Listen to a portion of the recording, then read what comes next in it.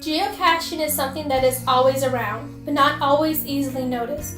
For example, as you drive around town, do you notice these landmarks or familiar areas? They also have something else in common. They are just some examples of a few locations of local caches. What they do is they hide little containers around the world. You've been living with geocaching for the last 27 years and didn't even know it. Okay?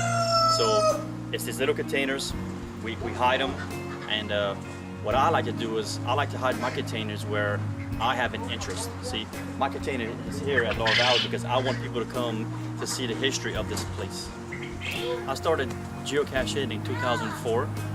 My sister's husband introduced him to it. We just went out and said, "Hey, look, man, come with me." And we got on our cell phones and we went geocaching. And what geocaching is really an any time of the year scavenger hunt.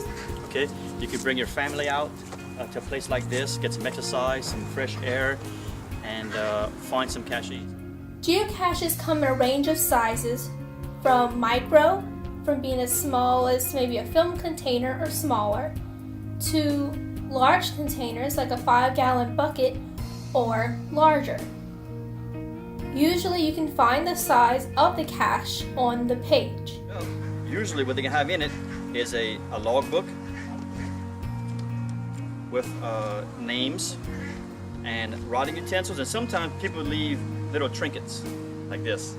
And what you do is you sign your name to it, put it back, and then if you want this, you can have it, but just put something back in it to replace it so that the next geocachers can come find it and trade out.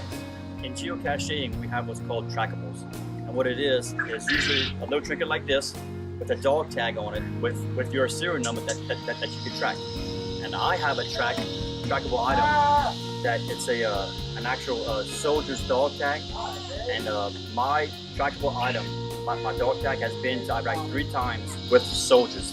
They've actually worn it on in their pocket on missions, and it's came back 3 times. I have over 30,000 miles on one trackable caching. Every time my family travels, we always caching. I've cached from here to Disney World, from here to California, and my dad just recently moved to Tennessee, so we cache in Tennessee. My mom lives in Las Vegas, so we also cache in Las Vegas. We cache everywhere because it's really just good, clean family fun. Now that you know more about what geocaching is, where to find them, how to find them, and the different sizes they come in, why don't you start right here in Thibodaux and find some for yourself? You never know, you might even get hooked on geocaching and one day even hide one of your own.